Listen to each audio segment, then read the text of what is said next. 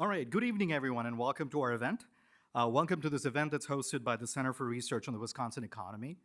Our mission is to deliver rigorous evidence-based research that illuminates real challenges facing the nation and the world. We've released reports on regulation, returns to different college majors, and most recently, even on Badger football. We're now advancing work on tax reform, price transparency to combat rising healthcare spending in Wisconsin. A few years ago, we launched the Sifting and Winnowing discussion series. Our guiding principle is simple. Universities ought to be places that refuse to let ideology distort data or silence dissent. And that is why we deliberately champion viewpoint diversity. True discovery demands intellectual courage, the willingness to follow the evidence wherever it leads and test every claim against its strongest rivals. To that end, we've hosted economists and climate scientists, held candid discussions on DEI with Heather McDonald, welcomed Speaker Voss for a conversation, and even convened a panel recently on cutting overhead spending in higher education. This semester, we will also host Derek Neal from the University of Chicago on criminal justice reform, co-host Christopher Rufo with the Tommy Thompson Center, and we hope to host Secretary Linda McMahon sometime next semester. So Gallup polls confirm that public confidence in higher ed remains historically low. As recently as 2024, only 36% of Americans held a great deal or quite a lot of confidence in it, the lowest level ever recorded. Although the figure has since rebounded modestly to 42% in 2025, it is still well below 57% recorded in 2015. When asked the reason for American skepticism, the top answer remains unmistakable: political agendas. One response is to dismiss this collapse in public trust and proclaim the academy's inherent superiority. We reject that path. Instead, we choose honest self-examination. Consider Scientific American, published continuously since 1845 and once graced by Einstein and Oppenheimer. In recent years, it has run pieces branding the clearly beneficial public health goals, such as reducing America's sky-high obesity rate as racist. It has attacked work requirements for Medicaid while treating welfare state expansion as settled science. Whether these policies actually improve health is apparently no longer for debate. In 2021, Steve Koonin, Obama's former Undersecretary for Science, published Unsettled: What Climate Science Tells Us, What It Doesn't, and Why It Matters. Rather than engage his arguments, critics unleashed ad hominem attacks. A statement in Scientific American signed by 12 academics dismissed him as a crank who's only taken seriously by far-right disinformation peddlers, and just another denier trying to sell a book. These are not isolated examples. Across numerous areas, the academy has fallen short. None of us possesses an easy or simple access to the truth, and our only reliable path is to sift and winnow.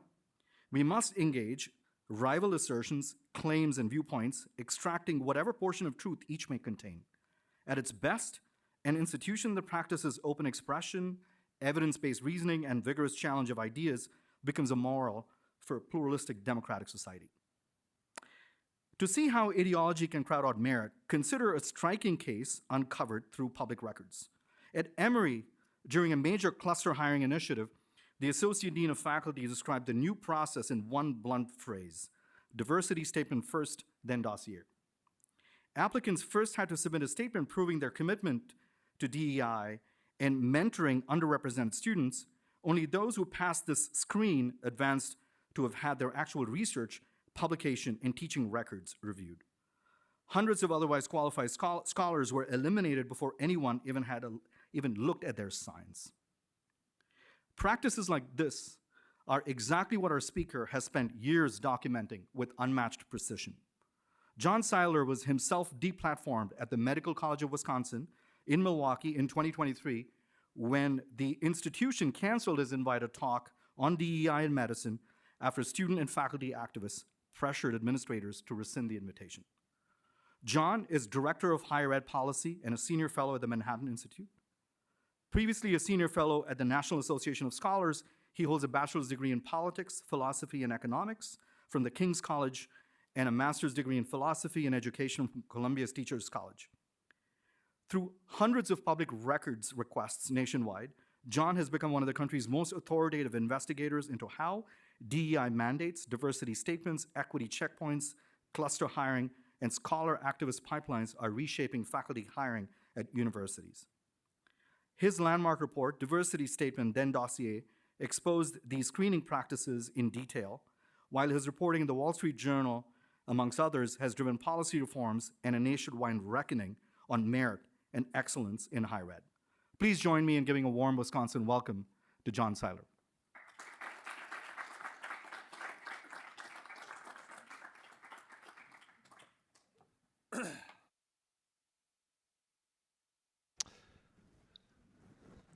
Thanks so much for that kind introduction. And as was just mentioned, the last time that I was in Wisconsin to give a talk, I was the subject of a petition made by Medical College of Wisconsin students that ended up pushing the event off campus. This came as a great surprise to me. Despite other controversial figures on the panel, it was me and my relatively, I think, fact-based reporting on what universities and medical institutions are doing in order to advance this sometimes ambiguous, sometimes politically charged idea of equity. That was what really inspired students to push the event off campus. But as I said, I'm incredibly grateful to the University of Wisconsin for inviting me here now so that I can have something of a triumphant return and once again give a perspective. So far, so good. It doesn't seem like I'm being pushed off campus. We'll see. We'll see how it goes. I want to start with two examples. Let's see, in order to get those examples, I need this. A few days after the 10/7 attack on Israeli citizens that left roughly 1,200 civilians brutally murdered, a UC Davis professor named Gemma DeCristo took to social media to express solidarity with the revolutionary energies emerging in the Middle East. This culminated with the post that I've put up on the screen. It reads, "One group of people we have easy access to in the US is all these Zionist journalists who spread propaganda and misinformation. They have houses with addresses, kids in school. They can fear their bosses, but they should fear us more." It, as you can see, is followed by a string of emojis. That's a knife, a hatchet, and 3 blood drops. Recently, the investigation that UC Davis did on Gemma DeCristo's post reveals that DeCristo's defense of this post is that it was satire, something that I think most people might find a little unconvincing. Fast forward a few years, Iman Abdelhadi, a professor of human development at University of Chicago, recently gave a talk at the Socialism 2025 conference, where she said that the University of Chicago is an evil colonial landlord, but it's also the best possible structural leverage for her own political activism. Thus, she says, "This is where I need to build power." A few months later, in November of last year, Abdelhadi was arrested, making good on her commitment to activism. She was arrested at an anti-ICE protest and charged with battery against a police officer. Now, what's interesting about both of these figures is that both of them received their job through special, what are called fellow-to-faculty hiring programs. Now, both UC Davis and the University of Chicago immediately responded to these incidents with a strong denunciation. At UC Davis, the president immediately released a statement saying that Gemma DeCristo's post was inconsistent with the university's fundamental commitment to social justice. At University of Chicago, Abdelhadi was investigated for her remarks. And it's clear that neither of these institutions approved of these actions. And to some extent, that was based on their commitment to social justice. That's ironic because both professors were hired precisely because of that commitment to social justice.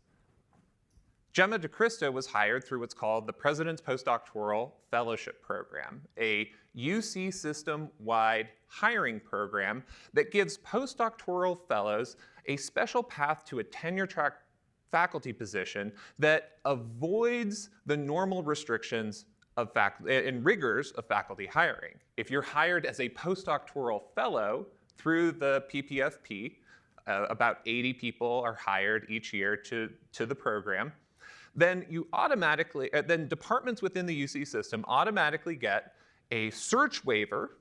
Usually search waivers, as many of you know, are reserved for people of immense academic distinction, like Nobel laureates. These postdocs get search waivers, so departments do not have to conduct a national search, and they get a hiring incentive, a substantial hiring incentive that offsets the salary of the faculty for about 5 years. Essentially, when you're hired through this program, you're almost guaranteed a position within the UC system, and you don't have to be hired through the normal hiring process. It's funded by, among other institutions, the Andrew W. Mellon Foundation, which we'll discuss a little bit further along. The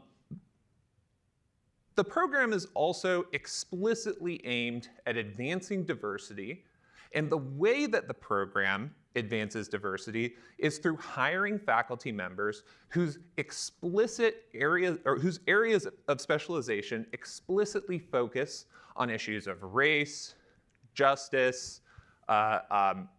Often enough, this means critical studies, intersectionality. It is very much focused on what you would think of as the social justice or social justice scholarship.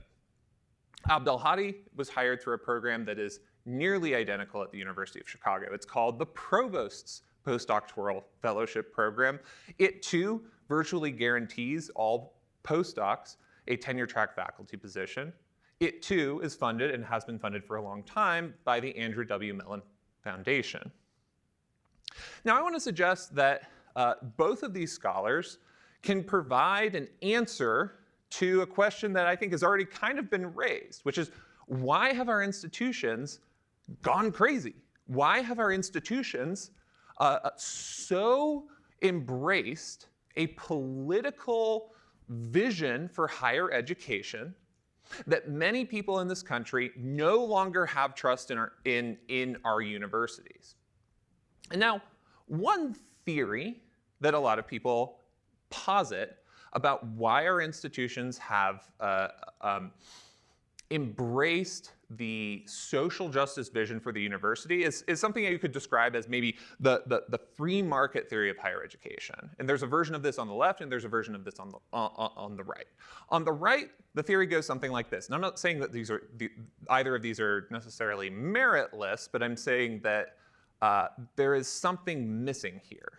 On the right, a story that you often get about the way that higher education has lost its way is that at some point in the 1970s, a critical mass of postmodern, post-structuralist scholars, mostly in English departments, mostly studying people like Foucault and Marcuse, managed to have influence, managed to spread their ideas to other departments, to other institutions, until through kind of this process of this gradual process over time, the universities were taken over. Interestingly, at the same time, you see a version of this on the left. The idea is basically that what we're seeing here, what we're seeing with our institutions, is basically the process of the free market of ideas doing its work organically. So people like Christopher Eisgruber, the president of Princeton University will argue that there really is no viewpoint diversity issue. Why? Because the ideological distribution that we have today in higher education is simply the result of rigorous scholarship and peer review. And if certain viewpoints are excluded from that, that's good. And that's the point, and that's the natural, expected result of the free market of ideas doing its work. Because the free market of ideas certainly excludes plenty of views that we all agree ought to be excluded from higher education. We don't hire people who believe the earth is flat to work at our institutions. And people like Eisgruber and many of the critics of calls for viewpoint diversity will basically say, yes, this is what's going on. This is just kind of the result of an organic market of ideas. Now, what I want to suggest today is that rather than an organic process, our universities have come to the place where they are because of something I call the scholar activist pipeline. Now, as was mentioned, I've spent virtually this entire decade as an investigative reporter looking at these questions of higher education, asking why our institutions have become the way that they are. And what I have found over and over again is that universities, university systems, private foundations, public agencies have worked in tandem to create career pathways for scholars who share an activist vision for higher education. These are scholar activists. These are scholars who view their work, whether it be in English literature or social science or even science, as an extension of a political agenda rather than a more traditional view of higher education, a high 20th century view of higher education that views scholarship as fundamentally the dispassionate pursuit of truth wherever that pursuit might take you, even if it takes you to conclusions that are inconvenient or that defy the dominant perception of what social justice is or ought to be. This pipeline takes the form of special university fellowships, special jobs programs or faculty hiring programs, career advancement programs, and as I've written about many times before, revisions to faculty hiring criteria and promotion and tenure standards. Now, as with the President's Postdoctoral Fellowship Program and the many similar programs around the country, this scholar activist pipeline is almost always justified on the grounds of increasing demographic diversity. And so many of the programs that I've looked into, many of the programs I'll be talking about today, are usually aimed not primarily at advancing a particular view within higher education at all. They're usually at least as they are presented, focused on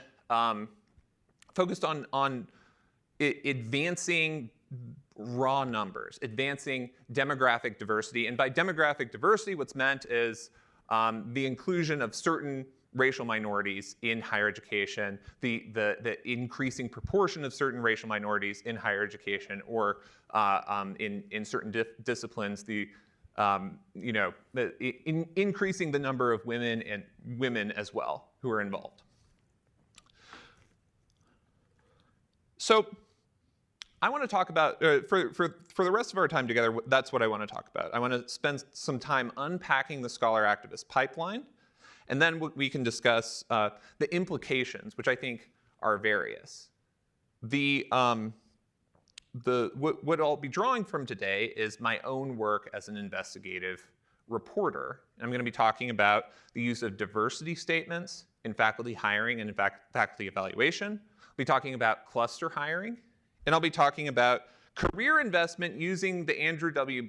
Mellon Foundation as a kind of case study in this broad network of support that's created that I think has contributed tremendously to both the existence of scholar activism within higher education and to the skewed ideological makeup of our universities today.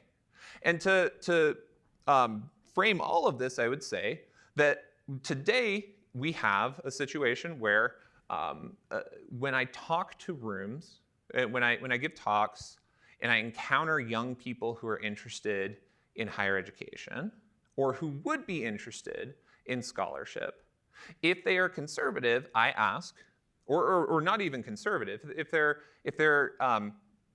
even if they are old school liberals, I will ask them, are you, how many people, how many of your mentors, your academic mentors, other people who you trust, have advised you against going into higher education?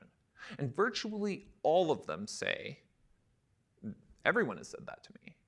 The conventional wisdom is that if you were, especially if you were a conservative, but also if you're somebody who, if you're interested in the classics and what you want to do is actual classics rather than some, faddish contemporary take on the classics that involves mostly looking at contemporary issues by using the classics. If you're that kind of student, then your prospects in higher education are incredibly grim, or at least that's the perception. At the same time, what I have found over and over again, and what I'll dive into in just a moment, is that if you're a scholar a student who's fundamentally pursuing scholarship as a tool for advancing a particular political agenda, I'm not going to say that academia is just automatically an easy path for you, but I can say with certainty that there are a wide array of opportunities to advance your career at every rung of the career ladder. And if you are serious about the question of viewpoint diversity, and even if you are not a conservative or a classical liberal or anything like that, you should be serious about viewpoint diversity. And if you're serious about what the university ought to do, the dispassionate pursuit of truth, then it's vitally important to change that situation. Okay, so I want to talk about diversity statements first. Diversity statements have their origins in the early 2010s, maybe a little bit earlier, in the UC system. The University of Michigan was developing this tool for faculty hiring around the same time. It's pretty clear that the National Science Foundation was heavily invested in doing so. There was a conference in the UC system that actually was funded by the National Science Foundation that basically got a bunch of UC system professors and administrators together to talk about how to administer this requirement and how to evaluate diversity statements, since it was very confusing for a lot of professors to have the requirement in the first place. So the requirement in brief is some small 1 or 2 page essay that is supposed to be a part of a faculty member's job application describing their commitment to and plans for advancing diversity, equity, and inclusion, or some other term that means essentially the same thing, like inclusive excellence. This began in the early 2010s. By the end of the 2010s, 19% of academic jobs, according to an AEI survey, required diversity statements. And according to the AAUP, 45% of the large institutions that they surveyed for, I believe it was a 2022 survey, had adopted DEI criteria for promotion and tenure standards. Now, again, to that question of how to evaluate diversity statements, since this was for a time a totally new way of evaluating faculty, there was developed in the UC system a rubric for a DEI statement rubric. This rubric was then copied and used by institutions around the country. What I have up on the screen is a rubric that I received through a public records request from the University of South Carolina, but it was actually, this is actually just a verbatim copy and paste of the UC Systems diversity statement rubric. You can see here that this is just one category. In the category of plans for advancing diversity, equity, and inclusion, you get a low score. You get a 1 to 2. In the UC's version of this rubric, you just get a 1 for saying that you explicitly intend to ignore the varying backgrounds of your students and treat everyone the same. Now, if you ask me, if you were to talk to an old school liberal or a conservative and say, could you please briefly describe your approach to diversity and write it down, what they might come up with is something like, I believe that we should not judge people by the color of their skin, but rather by their character. And so I'm going to take a colorblind approach to diversity. A reasonable interpretation of this rubric means that you get a low score on that evaluation. And that's significant because, as I have found over and over again, for a number of hiring committees throughout the country, for a number of faculty searches throughout the country, these statements became regularly weighted very, very heavily. So I don't know how easy it is to see this, but out of 130 points in this, is that even 130 points? 145 points for this scoring sheet. I believe this was from Texas Tech University. 30 of those points are from the evaluation of a faculty member's or a job applicant's diversity statement. At many institutions where I made requests for hiring criteria and made requests for scoring matrices, that was actually a higher proportion.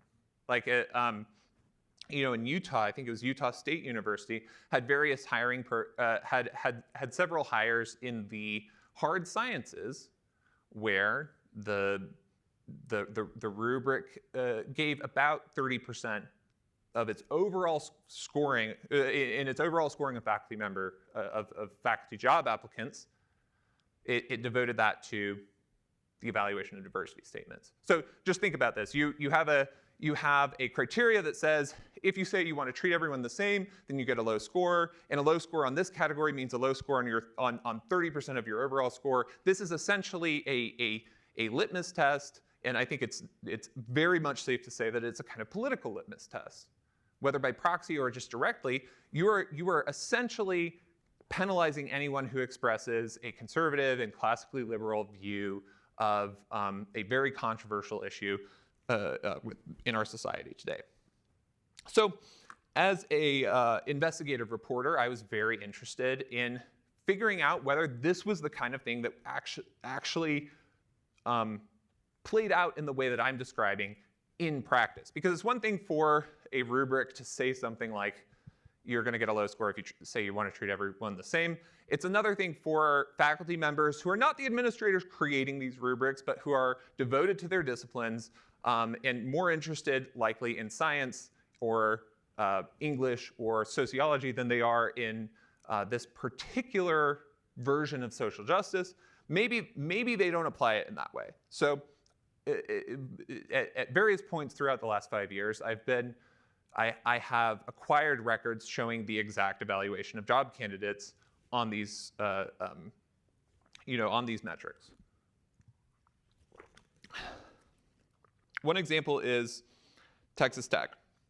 So in 2020, Texas Tech, their Department of Biological Sciences passed this motion on diversity, equity, and inclusion. You can see item 2, that the motion says it will require and strongly weigh diversity statements from all candidates and provide an evaluation rubric. It also, conveniently for my purposes, stipulates that the department will also provide reports to the faculty that include diversity metrics in a report on the evaluation of required diversity statements. That's very convenient for somebody who acquires public records because they're essentially mandating the creation of public records, which I quickly scooped up. So what did I find?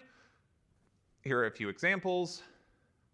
For one candidate, under the category of weakness, it states, mention that DEI is not an issue because he respects his students and treats them all equally. This indicates a lack of understanding of equity and inclusion issues. Pretty much that rubric verbatim. Another, poor understanding of the difference between equity and equality, even on redirect, which suggests a rather superficial understanding of DEI more generally. Another, under the category of strengths, said was praised for including a land acknowledgement in their talk. Now, there have been a lot of theoretical papers about how diversity statements are a de facto ideological litmus test. In my mind, this is hard evidence that that's the case. So, a similar story was unearthed at Ohio State. So, starting around 2020, Ohio State's College of Arts and Sciences required all of its search committees to fill out what was called a diversity faculty recruitment report. This was a 7-page document. Most of it was designed to ensure that search committees properly evaluated the diversity contributions of all of their job candidates, or at least all of their finalist candidates. I acquired those after a long battle with Ohio State's Public Records Office, which did not want to give them to me. And here are some of the results from Ohio State. Again, this is Ohio State. The other example is Texas Tech. These are red states. These are places where you might expect there to be some natural restraint in these categories. And what did I find? So here, it's a good example. This is 3 candidates, and the document asks, how would the candidates contribute to the ongoing or new diversity inclusion initiatives in the units? Describe how they amplify the values of diversity, inclusion, and innovation. I think most amusingly, candidate number 1 there at the very end, it says, Dr. Redacted also identifies as a first-generation fat queer scholar of color. If you look at some of the others, though, it's striking how politically charged the language is. When it comes to describing the areas of specialization that these scholars have and how that purportedly shows that they contribute to diversity, which is a high priority of the university, high enough for the university to require a form like this, it says things like, her research includes feminist anti-colonial pedagogy, race science, gender oppression, legacies of colonialism. Moving on. For another search, this is a search in physics. The first candidate listed says, for the first candidate listed, it says, the professor,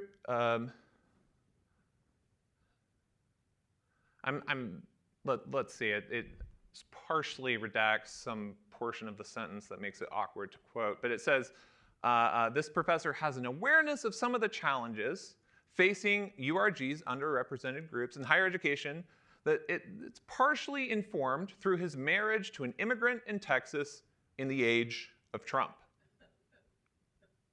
Another candidate report writes, as a white male, this candidate does not outwardly present as a diversity candidate. However, we want to call attention to his or her research, which is focused on design for diversity, equity, and inclusion, as exhibited by his most recent 2021 publication, Critical Race Theory, Design Education, and Change, Rehearsing Racial Equity, a critical anthology on anti-racism and repair in the arts.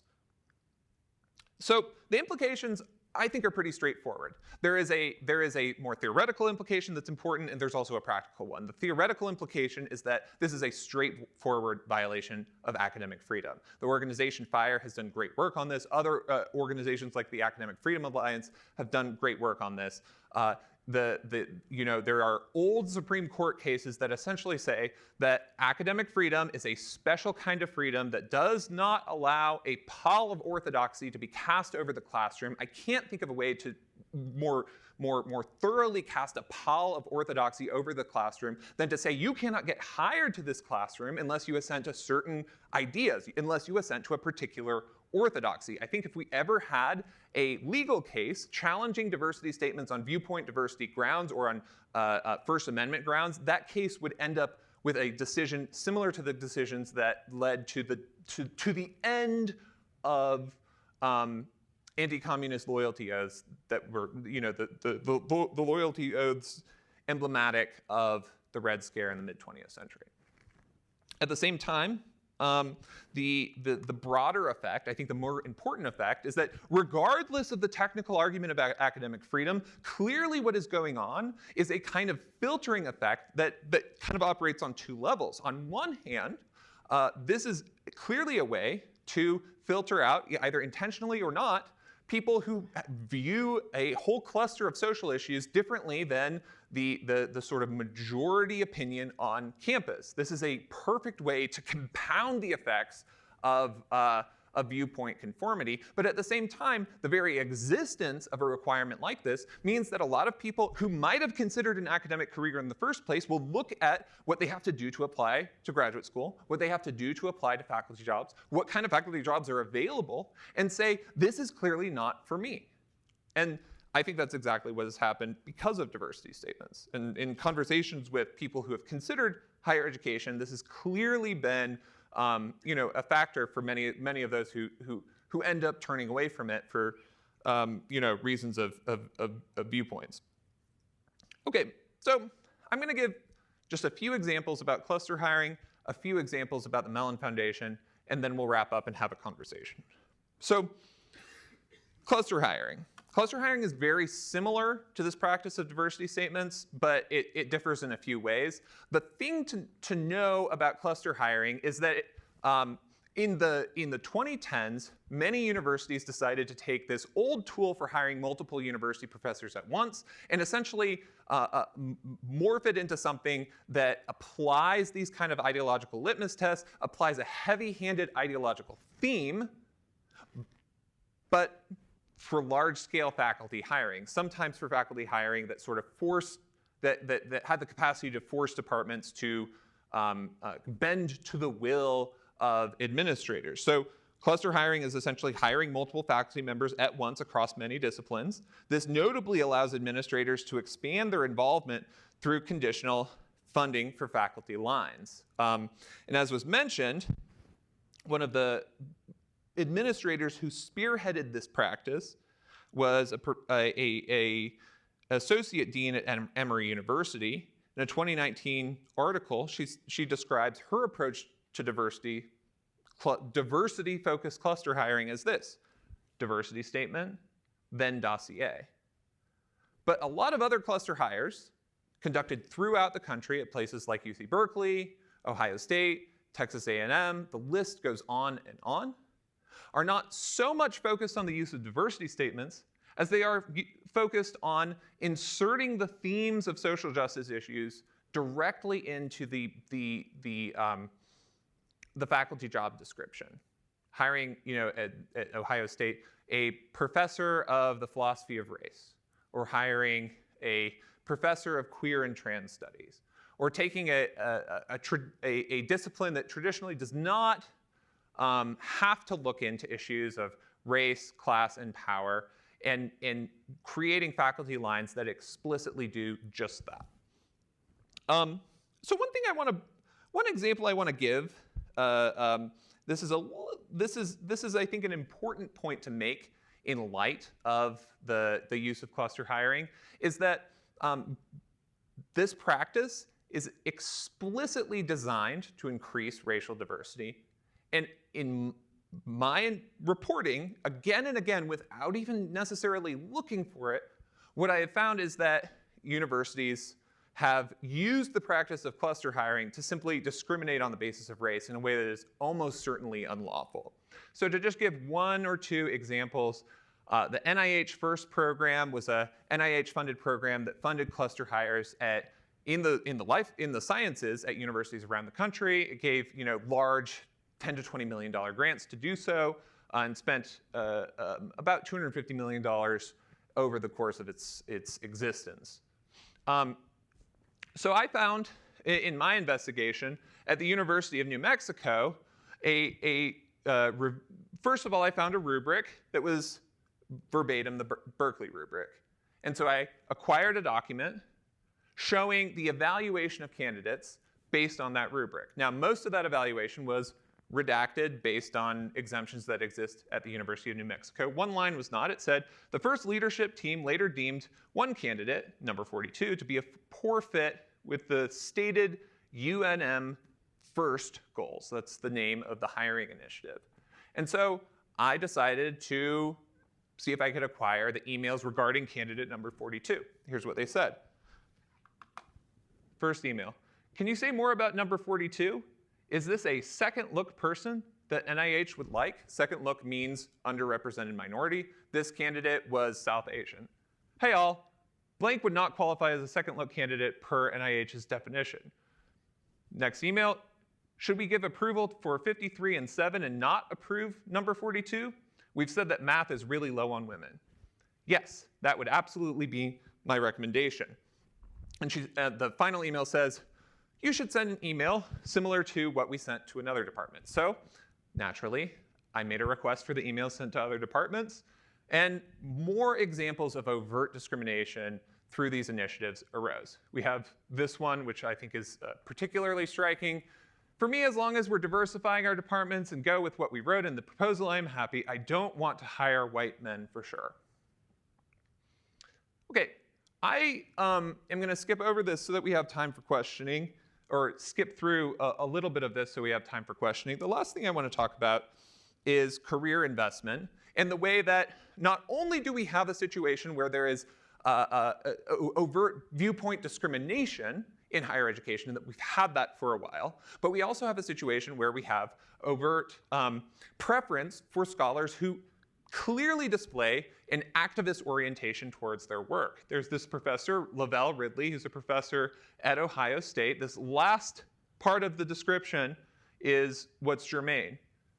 Dr. Ridley's research focuses on the radical cultural politics of black transgender women in the US and advances an anti-capitalist prison abolitionist agenda. That is what I mean by scholar activism.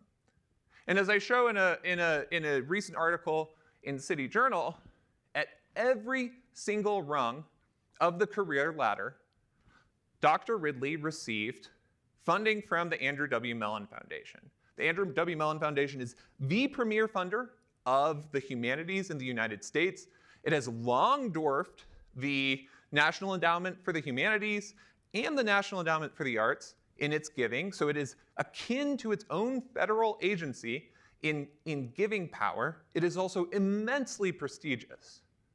And at every single stage of Ridley's career path, Ridley received a support from Mellon.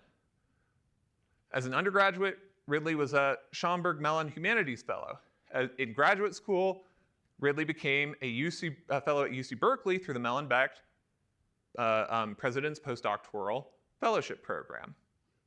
In 2024, Ridley began as a professor of queer and transgender studies at Ohio State, a faculty role created as a series of cluster hires, as a part of a series of cluster hires focused on race and inclusion that followed almost directly after the Department, I think, of Women, Gender, and Sexuality Studies at Ohio State received a Mellon Foundation grant.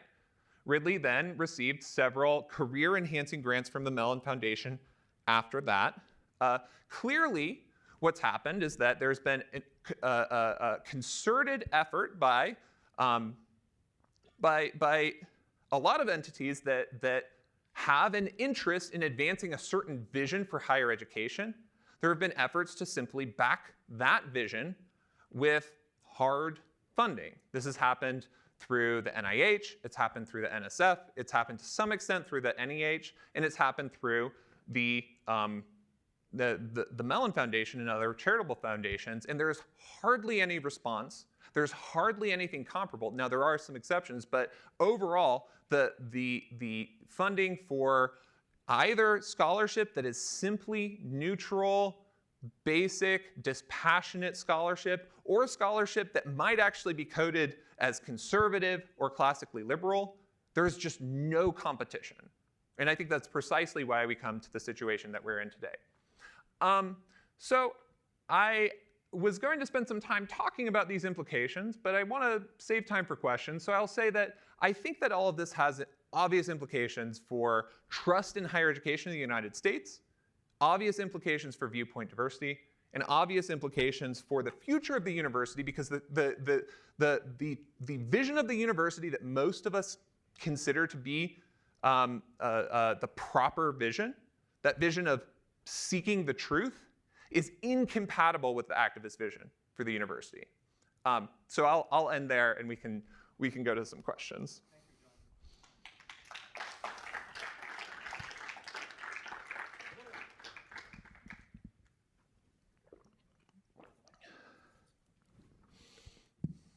Now it works. All right, so I want to leave time for questions. So please walk over here and ask your question. Thank you. I have a list of 20 if you guys don't. It's interesting you came out of Columbia, by the way, land of Lucy Calkins. So the observation I have and the question really is, many of the things you describe have been going on in our declining K-12 system for decades. And when I talk to academics, most of them say, well, either, yeah, we know about it, don't do anything, or it's the ed schools problem. So I think these practices have sort of exploded from below. And, you know, until we fix K through 12, I don't know how we address any of this, actually. So I'm interested in what your perspectives on K through 12 today. Yeah, as always, I think you just see a kind of symbiotic relationship between K-12 and higher education. The standards that are set by higher education obviously inform what K-12 is going to do. The students that come out of the K-12 system are the only students that go into our higher education system. And so, you know, I would say that issues in one will automatically become issues in the other. I have not spent as much time looking at the issues in K-12 education as I have in higher education. My hunch is that the biggest issue to tackle is the one in higher education, but obviously both are just extremely important. And I've certainly heard from K-12 teachers that the kind of restrictions on hiring, the kind of affirmative agenda to hire people who focus on a particular vision for social justice exists in K-12 as well, and it's a big problem. Well, thanks. I thought that was a very interesting speech. I wanted to ask you about money. There's a lot of money on the left, and there's a lot of money on the right. But the left is willing to spend much more money than the right. It's not only in this area, it's in many areas of bias. So why is this? And what can we do to reverse it so that it's more balanced? Yeah, so there are a couple of really interesting questions that come to my mind based on that question. So one obvious question is that how is it even the case that a foundation that bears Andrew Mellon's name, Andrew Mellon, the Treasury Secretary under Calvin Coolidge, how is it that this foundation has come to represent something that would be abhorrent and alien to him? And you see that across the philanthropy sector. You have these old legacy foundations that are basically doing something very unrelated to what their original mission is. It gets really weird when you look at things like healthcare conversion foundations, these foundations that are created through like nonprofit hospitals becoming for-profit and thus being sold, and billions of dollars thus go into the endowment of a philanthropy that has a really vague mission and no person's name attached to it. The thing is, I think that a part of the issue there, and there's an issue in a lot of our institutions that mirror this, is simply that is one of self-selection. So a lot of conservatives are simply not interested in a career path in working for a foundation or working in higher education administration and eventually jumping over to a foundation so that they can bring their expertise in higher education to this weird bureaucratic institution that involves spending the money of a person who is rich half a century ago. So naturally, there's some self-selection where most of the people who are attracted to these kinds of positions in the first place are going to be more progressive. But then I think that something happened in the 2010s, and I'm not exactly sure. I want to find out more about that. Something happened in the 2010s where a lot of foundations, just like a lot of other institutions, said, that's it, we're going to completely change ourselves and turn into something else. And so you see this with all sorts of charities on the left. And I think that, I'm critical of conservative philanthropy. I think there are a lot of philanthropies run by people who are sort of reasonable centrists who really need to get in the game. There is really no political or policy answer to what the Mellon Foundation is doing. What we have to have is an answer that comes from civil society. A part of that simply comes from, it needs to come from foundations saying, yes, the Mellon Foundation has done something that is causing harm to higher education, but is fundamentally also really smart. They are thinking about who do we want in higher education, and they're structuring their giving around that vision.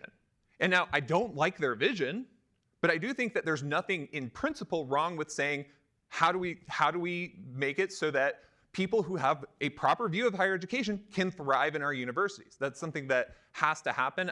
I think one of the issues with philanthropy today is that a lot of it was sort of awakened over the last 3 years, and a lot of conservative donors suddenly got really concerned with what's going on in higher education. And there's a lot of money, and there have been a lot of ideas that I think are probably not especially productive. And so a part of that is simply channeling and catching up with what's been happening in other areas for a long time.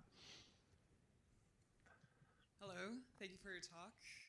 My question specifically deals with UW-Madison.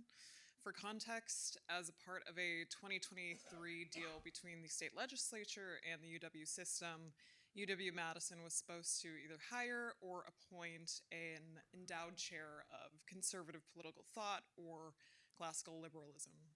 To my knowledge, at this point in time, they still have not done that, but have reportedly hired faculty since then, some of whom self-identify as conservative. My question for you is, one, what do you think about that? And two, how do you think that UW-Madison could meaningfully increase ideological diversity without a conservative political litmus test?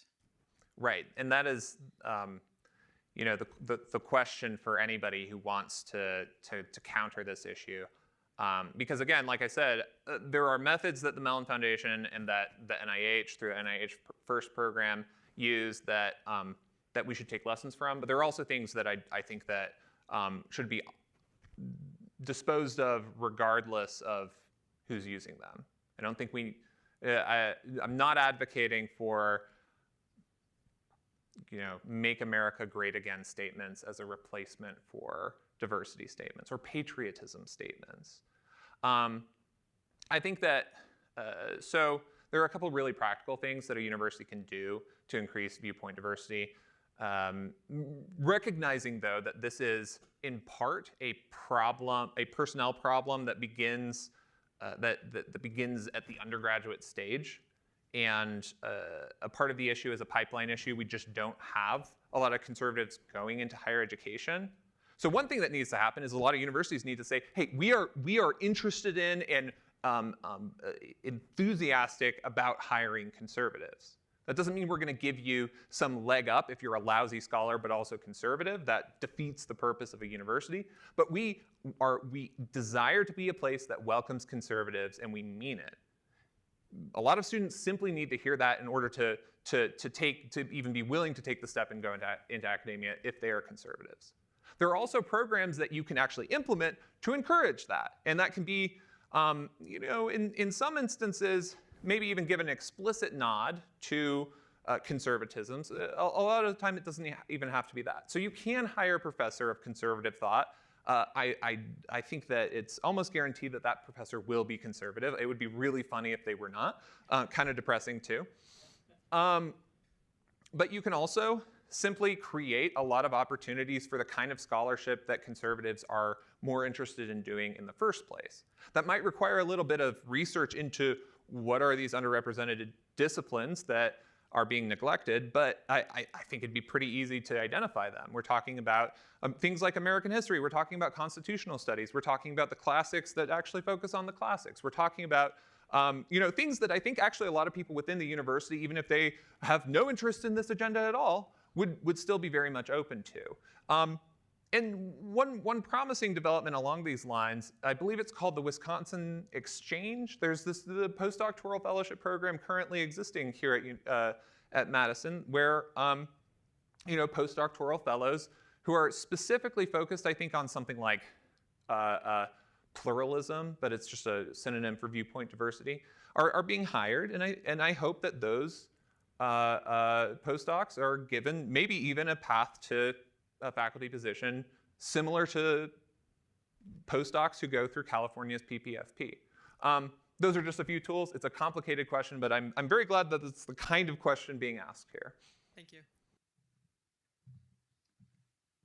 Thanks so much for your talk. I'm happy to hear Wisconsin's a little more welcoming this time around. My question has to do with whether you think there's anything like a relationship between the increased emphasis we see on DEI concerns in education and the decreased emphasis we are starting to see on academic standards. So a lot of the nation was really surprised a couple months ago when the big UCSD math scandal came out. For those not familiar, the long story short is there are all these students who are coming in needing remedial math at the college level, and they're coming in barely knowing, in some cases, like second, third grade math. I'm wondering if you think that something like what's happening is an increased focus on DEI concerns is giving cover for folks to pay less of attention to standards, whether there's like a vacuum of concern that a decreased interest in standards brought about, and then in that vacuum DEI has risen, whether it's just a coincidence, these are separate phenomena that aren't really related, whether you see any connection or whether they're just both things we should be concerned about. Yeah. So it's really good to ask the question rather than jump in and assume that because there is clearly a commitment to DEI top to bottom at UCSD, and that commitment involves adopting certain admissions policies. Therefore, this big admissions scandal that broke out is clearly a result of DEI policies. I mean, you see this all the time. There is a kind of lazy thinking that can easily take place on the right, where like, oh, Silicon Valley Bank went imploded, and Silicon Valley Bank had a DEI department there. Therefore, they were focused on DEI rather than on banking, and ergo, DEI caused a financial institution to collapse. These are I know you were not suggesting that, but these are things that I think we should push back against because it makes you sound silly. That said, I think that it's a fair starting point to say that yes, DEI initiatives often explicitly focus on hard academic standards and typically emphasize removing or changing those standards. As I mentioned, when you are evaluating candidates for hard science faculty positions and weighing their DEI statement at 30%, that means that a candidate who is not that great a scientist, still decent, but not that great a scientist, but who has spent a lot of time devoted to DEI, could potentially have a much better score than a monomaniacal scientist who would be an incredible researcher and asset to the university who has done, because of their monomania, nothing in the area of DEI. That to me is just a degradation of standards. And I haven't looked at the UCSD example too closely. I think it's safe to say that there's probably a relationship there. Thank you so much. So this will be the last question. There's a Badger basketball game that I know some people want to get to. Hi, John. Great talk. So I'm asking this question because I'm actually starting a faculty position this summer, and as I look forward to being on some of these hiring committees and being somebody that's uncomfortable with judging candidates based on race or gender, in your reporting, have you come across people that kind of feel like that and feel like the outlier in the room, and how have they successfully kind of stuck to their morals without, hopefully, getting fired? Yes, I mean, it's helpful to have tenure, but I think that one example that I would give is of a situation at the University of Washington, where there was an egregious case of discrimination in the psychology department. There were there was an initial slate of finalists, ranked finalists, presented to the faculty, and then a few days later there was a different ranking, and that ranking seemed to be on the basis of race. There was a white candidate, a black candidate, an Asian candidate. The white candidate was ranked first, and then the rankings were changed. The white candidate was then ranked last. Faculty raised concern about this, and the thing is, you actually have a lot of resources at your disposal, especially now that the federal government is enforcing non-discrimination law in a way that it wasn't interested in doing 2 years ago. But this actually occurred before the Trump administration took over. And these concerns were raised to the university's general counsel. The general counsel did an investigation, and it ended with the department being reprimanded, being punished, actually, for making that hiring decision. I mean, it involved a lot of guts from some of the faculty members who were involved and who leaked that information to me.